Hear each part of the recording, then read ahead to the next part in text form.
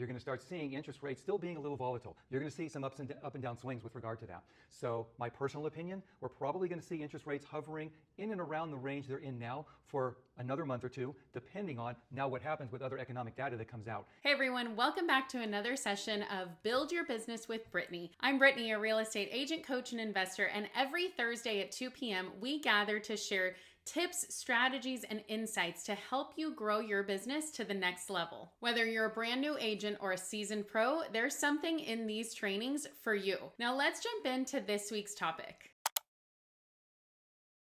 Welcome, Martin. We have Martin here with us today. We're talking about the market of the moment, and this is an apt time because I don't know about you, but I've gotten a lot of questions about interest rates and what's happening and what's going on. So I wanted to bring you in to address the elephant in the room. So tell us a little bit about who you are, and we will jump in and get started. Okay, very cool. So I am Martin Rosenblum with Motif Mortgage.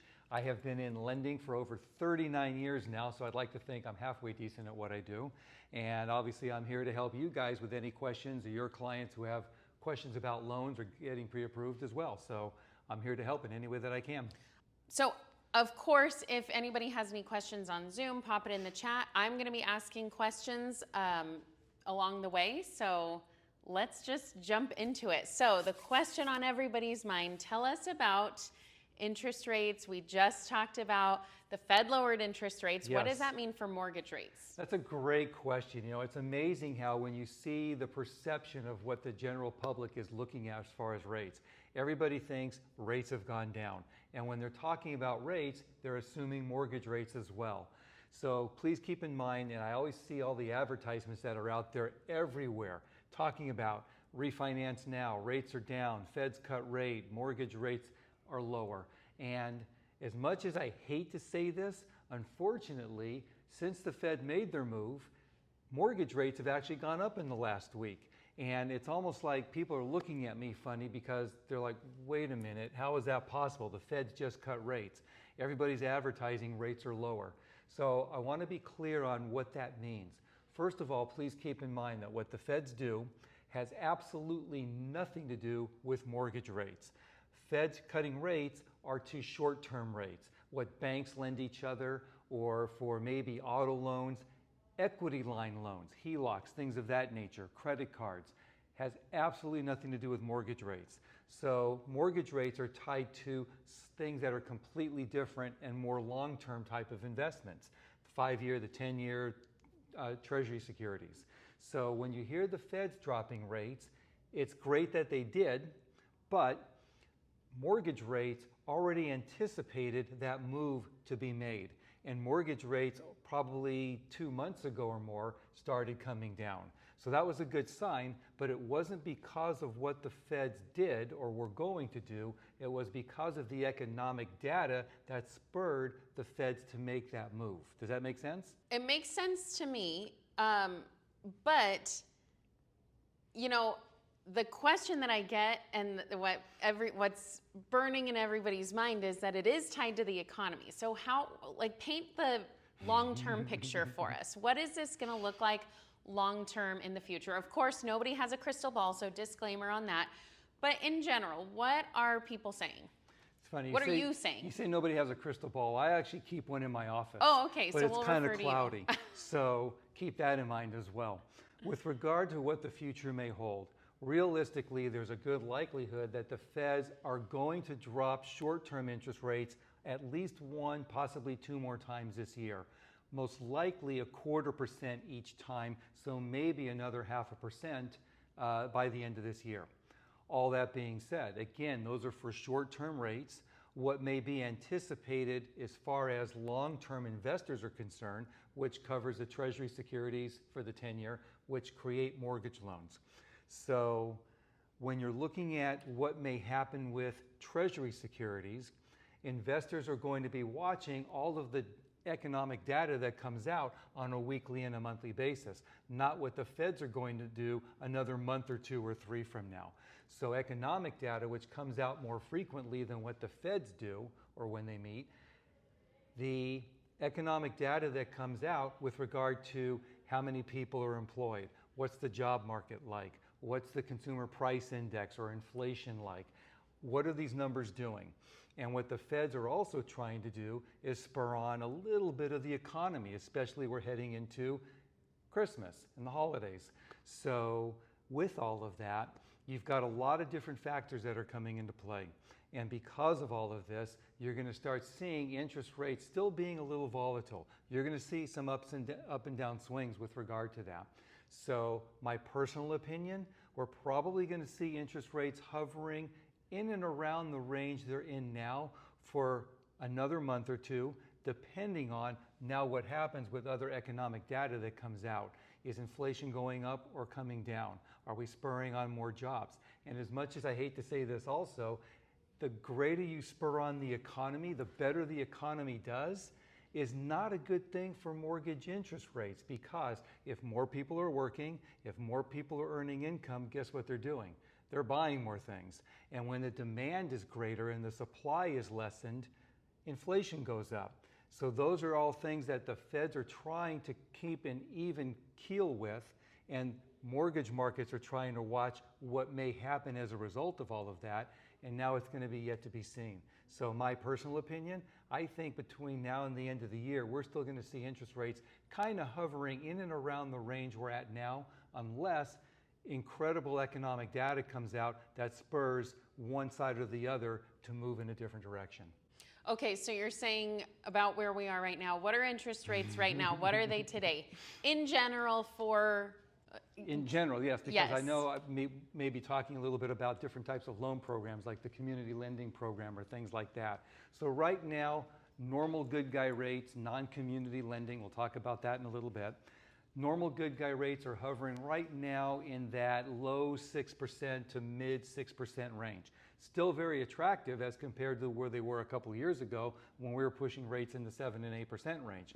So interest rates have been coming down, but we're still hovering in that mid to low 6% range right now for 30-year fixed. FHA, VA, or the government loans are hovering in the upper fives. And community lending we'll talk about in a little bit, because that does change the game a little. Well, let's talk about community lending Okay, right now, there we since go. we're bringing it up. Okay, so community lending. This is a great program that not every lender has the availability of, and because of that, fortunately, we do have it. It offers lower interest rates for those who qualify, and what I mean by that is you do not have to be a first-time home buyer. There are no income restrictions, so how do you qualify? It's where the property is located. It's strictly based on property location. So there are a lot of areas in Southern California, predominantly Oxnard, other parts of Ventura County, and other parts wherever else any of you may be. We look at the property address. We look to see if that property within a community lending area, and it doesn't mean a low-priced area. I've done some of these loans where properties are worth in excess of $1 million, so that helps as well. So wherever that property is located, if it is in that area, the pricing adjustments for property type or credit score or debt-to-income ratios or things of that nature get waived. And that makes somebody with a 640 FICO score putting 5% down on a condominium getting basically the same pricing as somebody who has an 800 FICO score purchasing a single-family residence with 20 or 30% down. So it evens up the playing field for a lot of buyers, making their mortgage much more affordable with those lower rates. And those lower rates are pretty much anywhere from 0.5% to 1% or more less than the normal going rates. So I quoted the good guy rates earlier in the mid to low 6% range. Right now, community lending, those interest rates are hovering in that mid to upper 5% range. So it makes a huge difference for potential buyers. For sure. Significantly So difference. who qualifies for these?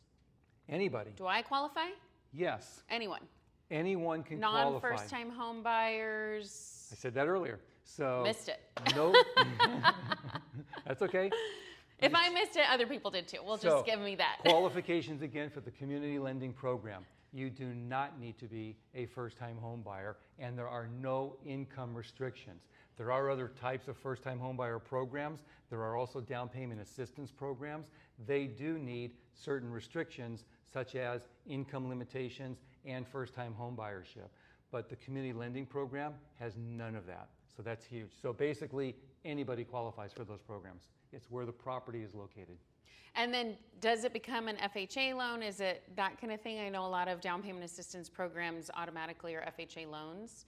Is that similar? Actually not automatically. So it is not. The community lending program is strictly a regular Fannie Mae type of program, conventional loan. FHA, VA, something completely different. And the down payment assistance programs, some of them are FHA loans, not all of them are. Right. So how do we find out about specific properties if they are or are not in that community lending area? That's a great question. All you need to do is give me a call. You can call me, text me, email me, and I will look up the property address. The reason why you can't look these up yourselves is because the systems that we have do not account for being able, one, to give them out, and number two, even if you go into one system, because we have two different investors that offer the program, one of them, there is kind of a map that you can look at, but the other investor does not have that. It's an individual basis where I have to plug in the specific property address to know if it qualifies. And because there are two different investors, both of them do not do the same areas. So you can plug in an address for one and it qualifies, and it may not qualify for the other, and vice versa. So that's why I'm just asking very simply, give me a call, send me a text, send me an email with the property address or addresses that you're looking at or showing for your potential buyers. I will look up the properties and let you know, do they qualify or not? And that's interesting too, if I have a moment. Keep in mind— You have a couple moments. There you go. So keep in mind, this comes into play because I have clients that are looking at properties in various areas. So property A may be in the community lending area, property B and C may not be, and property D is. So now when you're qualifying your buyer, because of the lower interest rate for the community lending program, if we're maxing out their debt to income ratios and we're really pushing the limits of what their qualifications may be, they can qualify for maybe an $800,000 home with 5% down in sections A and section D. But now they're looking at the same priced home, same property type, but because of their credit score and because of other factors that may come into play, and now because of two of the properties not being in the community lending area, now they may not qualify for those two homes when they qualify for the other ones, even though they're looking at the exact same purchase price. So that's important to be aware of as well. So know the qualifications of the client, know the area that they're looking in, and which houses may qualify or not qualify for the program, so we're ensuring that the buyers do qualify for the homes they like to make an offer on. That's important to know. Tell us, who is buying now? Because, you know, for a long time, everybody was on the sidelines, and now we're starting to see people jump back in. Who are these people? What's the avatar, if you will? And that's a great question. So, okay, before we jump to the next topic, I want to remind you that if you're looking for even more real estate resources like a social media content calendar or an open house roadmap, visit the link in the description below because I have just that for you. And don't forget to like and subscribe so you get more videos just like this as soon as they come out. Now let's keep going with today's training.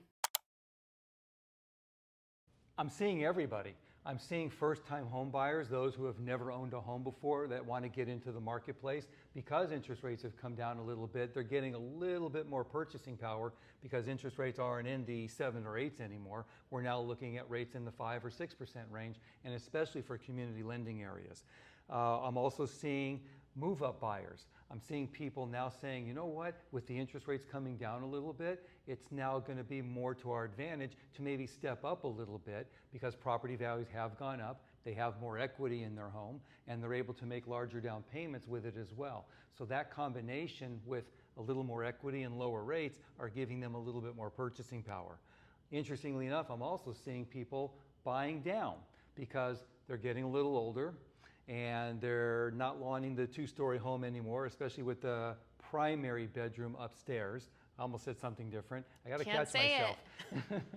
I had to stop. Can't say the M word. So because the primary bedroom's upstairs, they're getting tired of walking up and down the stairs all the time. So now they're moving into smaller properties. So I'm seeing everything across the board, buy ups, buy downs, and I'm seeing the first-time home buyers in the market as well. Interesting.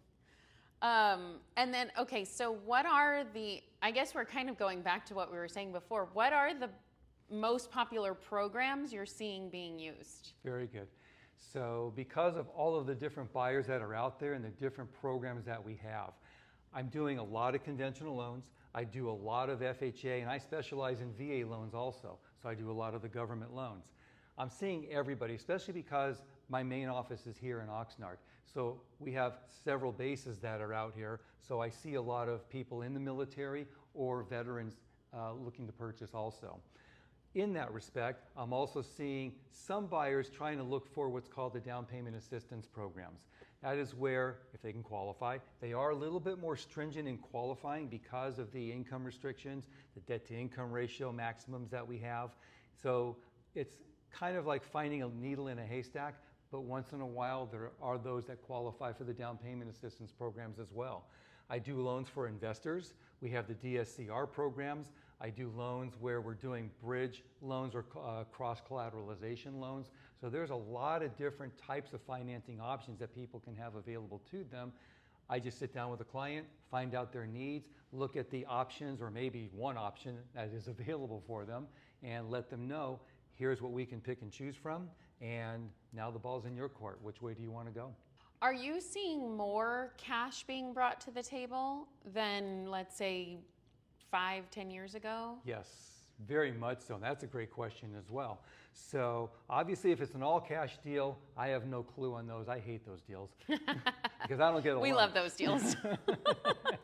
But yes, I hear you. So, but I am seeing larger down payments. And the reason for that is because you've got kind of that middle of the road where people are selling a property to purchase a new one. And by having more equity in their homes, they're having larger down payments. It used to be I'm seeing buyers with $20,000, $30,000, $40,000, $50,000 down payments, and now I'm seeing $100,000, $200,000, and $300,000 down payments. And same for those that are buying down in value. They have a lot of equity in their home, especially, in no disrespect, if they're older buyers, they've had their properties for a long time, and now they have a tremendous amount of equity. Now they have the ability to put a lot of cash into that transaction to buy a lesser priced home.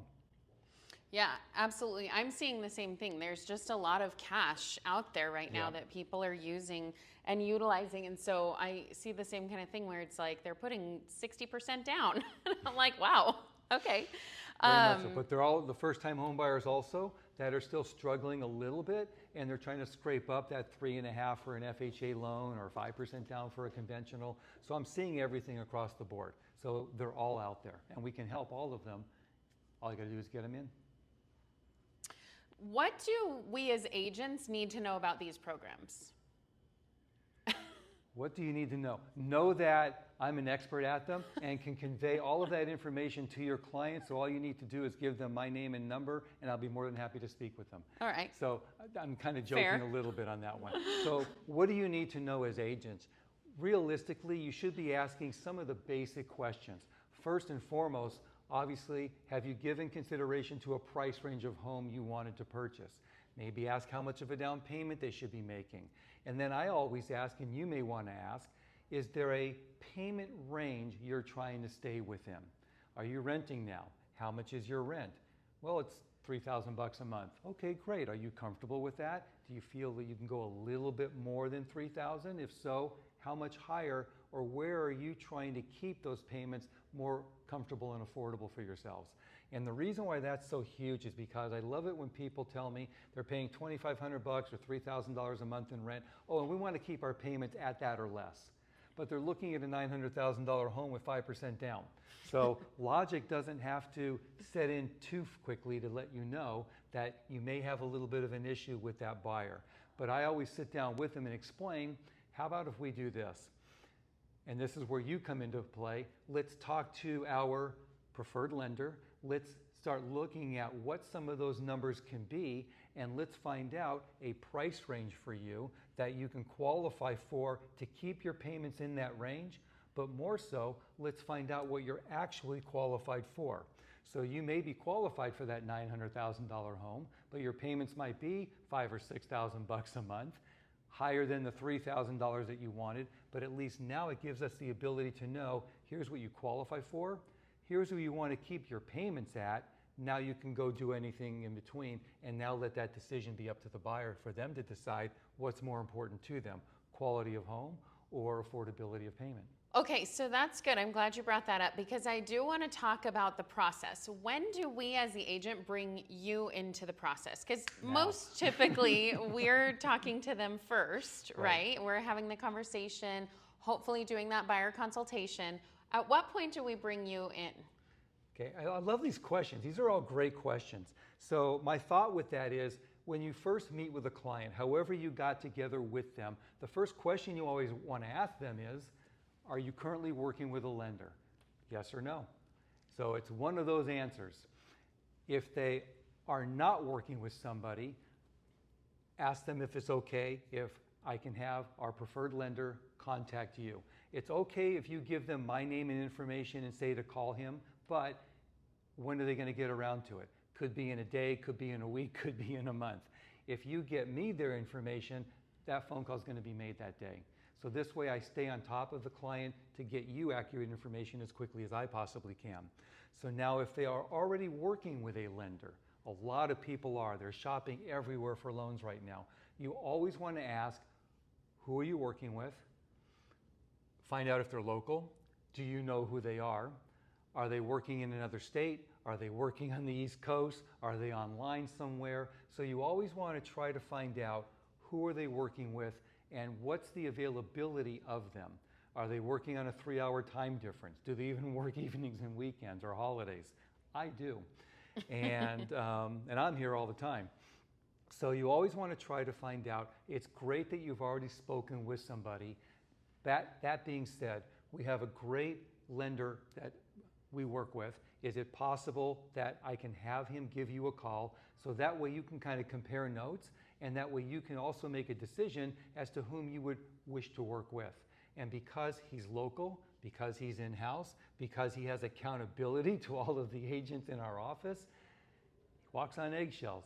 So that being said, he's here to help service you in the best way he can. And another great thing is that when your clients work with me, I am the only loan officer they'll ever speak with.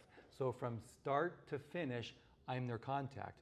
When they're going online or working with other lending institutions, they can be working with one person who originates the loan, one person who collects all the documentation, one person who processes, one person who underwrites, one person, and it goes through all of these different scenarios of different people that they're working with who are all contacting the client and always asking for a little bit more information. And it makes it difficult because one doesn't know what the other has said and doesn't know everything that that client is attributing to the transaction. And that's really important to know, especially when you're under time constraints. You've got contingency periods that you're waiving for your loan, for your appraisal, and for other things that you have to take care of. So know that I'm here to help you stay within those timeframes as well. So I like that you're touching on this because we've all worked with other types of lenders before I just worked with one who was on the East Coast, and I was like, oh my gosh, it was impossible to get a hold of them. Right. So aside from that, what are the benefits to working with you versus somebody like an online mortgage place, for instance? Okay. Because I have seen a lot more of those people saying, oh yes, I've been pre-qualified, and it's this online mortgage place. This is a great question. You have to keep in mind that there's various degrees of pre-approved for a loan. When I sit down with somebody, I will always get all of their documentation. Before I give a pre-approval letter, I have verified their pay stubs, their tax returns, all their income, all their assets, all their credit, everything that's needed to do to put together a transaction. I've also asked any questions, if anything that comes up, that may present itself as a problem. My job is to look for the problem. And I get scared if I don't see one, because it's like, all right, where's this going to come up and bite me? So as much as I hate to say it, I am looking for where that problem may be, because I know if I can take care of it, there's not going to be a problem when you're ready to close. So all that being said, I have seen people get pre-approved for loans where their credit hasn't yet been run, where their income documentation has not been verified, and everything was based on the phone conversation that they had. We have agents in the office now that are running into some problems because their buyers went to a different lender. I never spoke with them. They already got pre-approved beforehand.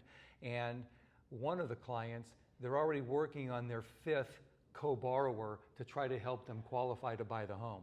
So they've gone through not 1 or 2, but 5 co-borrowers trying to find anybody who can help this poor guy purchase this property. And they've been pre-approved so many different times, and here we are probably 2 weeks into a deal that's already in escrow on top of that. And now they're not able to purchase the home because they just can't find any way to get the loan approved when it was already approved several times in the past. So, and that's just one story. Those go on and on forever. I know we don't have that kind of time. But it is true. So speaking of issues, what are the most common issues that you're running into? The most common issues I'm seeing are people, to myself personally, or for other people doing other loans? To either one, but Okay. specifically, what are we just seeing right now that's happening? I'm seeing a lot of buyers who are having difficult times just trying to qualify. I think one of the biggest things that I'm seeing is I get a lot of clients who tell me, you know what, we're almost ready, but we're fixing our credit. Please be careful when you hear somebody saying they're fixing their credit. That's the first time you want to get them to talk with me as quickly as possible. Because every time somebody does something for their financial benefit, keep in mind that it could be a benefit to them, but it may be a detriment from a loan qualifying standpoint. I do financial advising as well. I've been doing that for 25 years. And as much as I hate to say this, financial aspects do not coincide with qualifying for a loan in all cases. What I mean by that is it a good thing to pay off all your debt? Of course it is. But if you're doing that and you're dumping all your money into getting rid of some of the obligations you may have, you now have less money available for your down payment and closing costs, and maybe some real estate expenses that you may have to take care of on the buyer side. So you want to be careful with how you subject your assets to the areas you're currently working through, because there may be a way that we can still qualify you with the obligations that you have. And you didn't have to pay off all of that debt, which would have left you with more money for your down payment and closing costs to make the loan more affordable or to help you better qualify for that loan. And there's also different ways that you can work with money. I see people that are trying to come up with funds for a down payment and they don't realize that they have a 401k plan. Guess what? On a 401k plan, you can borrow against that plan up to sizable amounts. And when you pay back a 401k plan, you're paying yourself back with interest. So, Mr. and Mrs. Borrower, would you rather pay off all your debt, or would you rather utilize your 401k plan, draw from it, have a payment that you're paying yourself back with, leaving your other assets available for the down payment?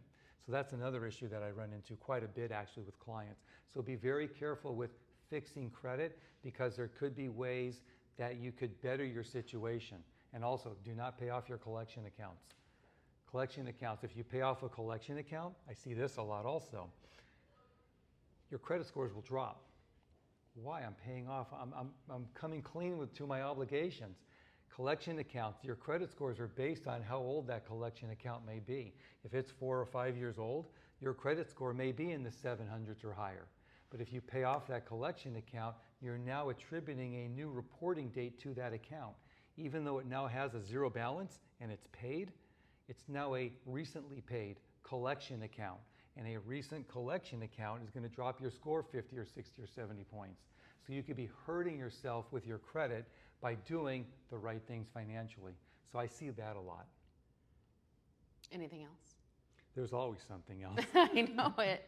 I think another biggest thing, here's one good one. I'm seeing this now too. You have clients who are doing their taxes. October 15th, your extensionary period is now over in a couple of weeks. People are doing their taxes. So now they're submitting their tax returns, underwriting, because it may be a challenge to verify the authenticity of those reports because of how recently they've been submitted. Lenders will ask for if you owe money to the IRS. And I guarantee you, self-employed, Every self-employed person owes money when they do their taxes because they rarely pay their quarterly taxes. So when your tax returns are now going to show that you owe the IRS 5 or 10 or 15 or 20,000 bucks, and I'm seeing higher right now with some of my clients, underwriting's going to ask for, show me evidence that you paid that 10 or 15,000 bucks. If you didn't, are you going on an installment plan? If you are, how much is that monthly payment and what does that do to your qualifications? So I'm now starting to see with people that are having their taxes filed and I'm getting the tax returns, my first question is, great, you did your 2023 tax returns, very happy for you, but I'm seeing that you're owing money. Did you pay the IRS those monies yet? If the answer is yes, not a problem. If it's no, we have another issue to contend with for qualifying.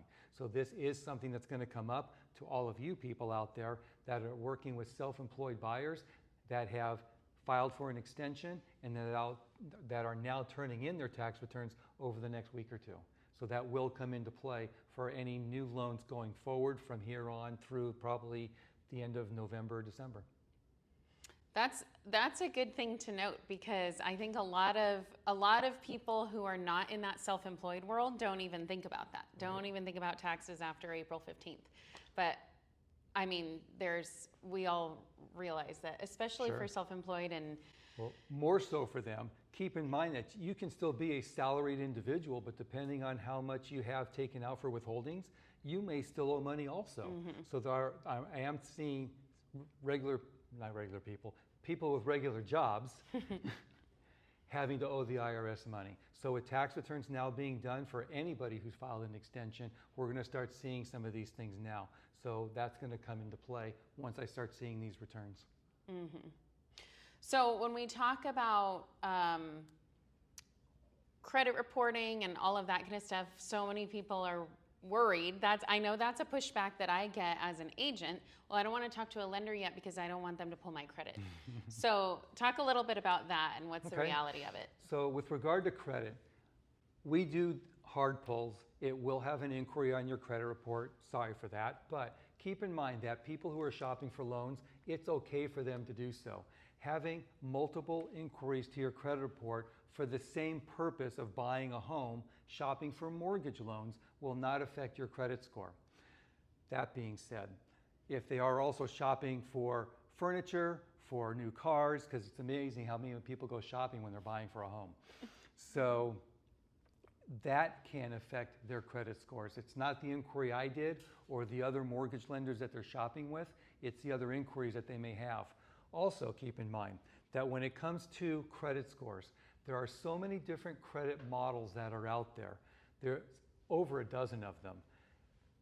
Lenders use the more stringent credit reporting model. It's the FICO score. So there are different types of scores. So when somebody tells me that they have a 780 FICO score, that means it's their credit score. And then I run their credit and I see 745. And they see, you running my credit dropped my credit score. It wasn't because of me, it's because we're using a different credit model than what they use to pull up their report through Credit Karma or Credit.com or whoever they pulled through. So another thing to say is when you check somebody's credit, I can run a credit report after a reporting date of their last reported credit card debt. So say, for example, somebody pulls their credit report a month or two ago, and they have a 780 FICO score. But now I run the credit report, and I come up with that same 745. It's my fault again. What happens is this.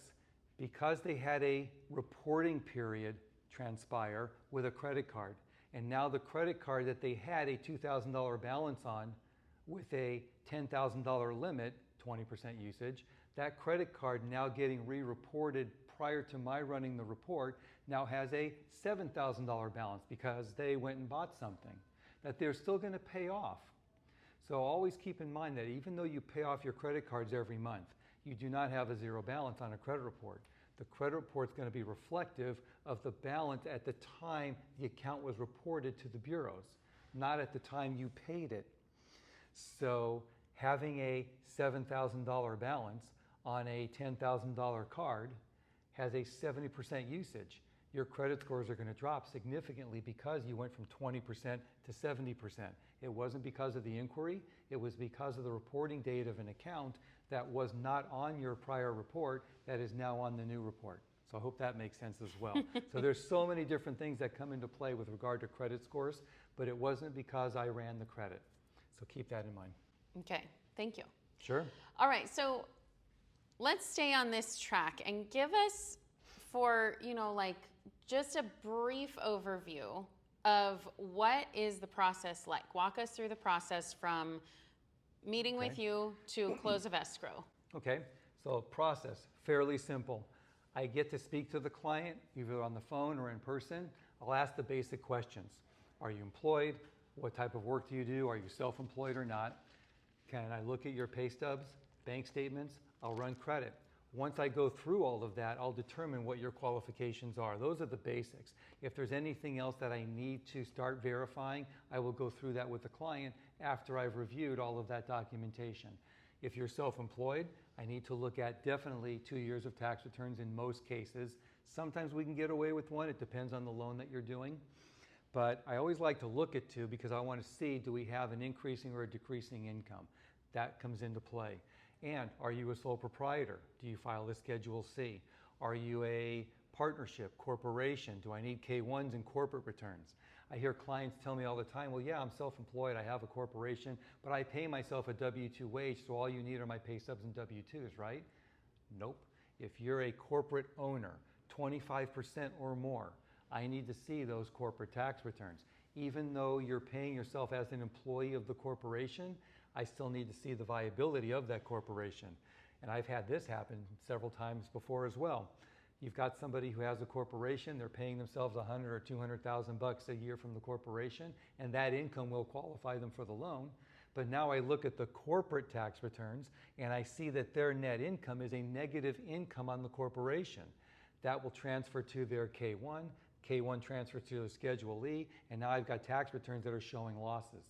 Guess what I have to take into consideration? And when I say I mean any lender. And this is where I try to get all of this documentation as upfront as possible, because a lot of loan officers don't. They're going to submit the file, they're going to say you're pre-approved, and then it goes through underwriting, and underwriting says, well, wait a minute, the corporate tax returns are showing significant losses. They no longer qualify for the loan, and now they're bailing on a deal. Hopefully, they haven't waived their loan contingency yet, but you have a deal that's now 2 or 3 weeks into escrow that's canceling because it wasn't properly dealt with in the beginning. Keep going with the process. Oh, process. So, okay, I'm sorry. So after I gather all the documentation from the client, they are pre-approved for a loan, I have verified everything, I put everything into their system, I submit to processing, they go through and start re-verifying some of the information that I have done. So there are several checks and balances that we go through. So once processing has done everything, they've contacted escrow, they get all the documentation they need from them in title, we now submit the loan to underwriting. Loan goes through underwriting. I used to be an underwriter, so I know the process, and what they're doing now is re-verifying again all of the information, and they go through checks and balances that I don't even have access to at my level right now. So even though I'm putting together the loan, my processor is assisting me in doing so, underwriting has checks and balances that we don't have the ability to foresee. So they're checking everything that we're submitting to them as well.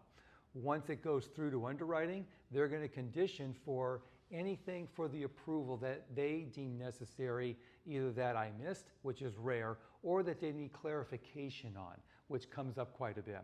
So there are things that may need to be clarified, so underwriting will ask certain questions, and once the conditions have been met, we submit to underwriting, we get clear to close, and now we're drawing loan documents and closing the escrow. So those are the basic patterns of it. But we try to do as much as we can up front, so we try to eliminate the problems at the end. And that's huge. Not every lender does that. Mm-hmm. Yeah, that's helpful. That's definitely good. So remember to ask any questions you guys might have. Pop in. Feel free. Tell us a little bit more. I want to hear more about what you're running into. I want to give agents a really good, something to walk away with to say, okay, I need to make sure that all of my clients know this moving forward. Great question. So Now I got to think of an answer here. I know, sorry. That's okay. So what is that I'm running into? I'm running into a lot of buyers who are still unsure of what they want to do. And what we try to do in helping them with that is just to provide them with information. They're unsure about the process. They're unsure about how much they want to spend or what they feel they can afford. Or do they qualify? Or do we have all of the documentation that we need to present to you? I'm hearing that a lot also. So it's very simple and straightforward. I will always give everybody a detailed list of the information I need to get from them after I've spoken with them to find out what they're bringing to the table. So what I am seeing a lot of are sometimes some credit issues that we may have to resolve. Sometimes co-sign loans. I'm seeing that a lot. Mom and dad co-signing for somebody, their kids, and now mom and dad want to qualify for a loan. Oh, well, we don't make the payments, the kids do. But the kids are living with them. They're sharing a bank account. The bills are going to the same address. How do I prove who's paying the bills? So I have to be careful with that also. Co-sign loans, credit reports. A lot of times too, I have some issues with self-employed. We want to make sure of what the self-employed income may be. How much of that income are they writing off? I get a lot of times, oh, I make plenty of income to qualify, so it shouldn't be an issue. But then I get the tax return and they're writing off 90% of their income. I have nothing to qualify. Or VA loans. This is a good one too. Because I work here in the Oxnard area and there's a couple of bases out there, I get a few that want to purchase a home together. So it's boyfriend and girlfriend. He's a veteran, she is not. Guess what? I can't use her income on the loan. VA will lend to veteran or veteran and spouse, not veteran and significant other or veteran and co-borrower. So unless you have two veterans together who are not married, can't do the loan with them. So I've actually had clients, I said, you know what, if you really want this home and you want to close escrow in 30 days, I need you to get married within 20. And I've had that happen a couple of times where they just went to the courthouse and got married so they can buy the home. And then they had their bigger wedding later on. But you have to be careful with what you're working with there also. Another thing too, if you're self-employed on a VA deal, 2 years of tax returns. I've seen situations in the past where buyers are getting pre-approved with 1 year of tax returns, and then all of a sudden their loan's getting declined. And then they come to me and it's like, well, why? When I ask for the 2 years tax returns and I see that second year of the prior year, now I'm understanding the reason why. That should have been dealt with in the very beginning as well, not when it gets to underwriting. So again, there are so many different facets that come into play. It's all what buyers bring to the table. And I always tell everybody, buyers are like snowflakes. There's no two that are identical. And everybody brings something different to the table. So that's where it's my job to just come up with, what can we do? How can we do it? Is there something that we need to fix or take care of? How do we move forward? So bottom line, as soon as we get a client, send them to you. Yes. Let's try to make sure, and even if they're already working with another lender, let's just make sure, because we want to represent them in the best way that we possibly can, because I have accountability to you and their East Coast lender doesn't, and my office is right here. I can't hide from you guys. So keep that in mind as well. I'm here to help you in any way that I can, and I want to make sure I'm providing you with accurate information to know the best ways to represent your client. All right, we have a question on the chat. I have a client who's interested in purchasing a house in Sacramento, looking for someone to have him pre-approved before I take him to show houses. Do you do loans in Northern California as well? That's a good question, because remember, I have lots of people on the, Yes. I always have lots of people from all around. Okay, I love that question. I am licensed in the state of California, so anywhere within the state, I do loans all throughout the state on a regular basis. So it's just like us, we're licensed all over California, although it is probably different, because as soon as we cross the line to go up to Northern California, real estate is totally different up there.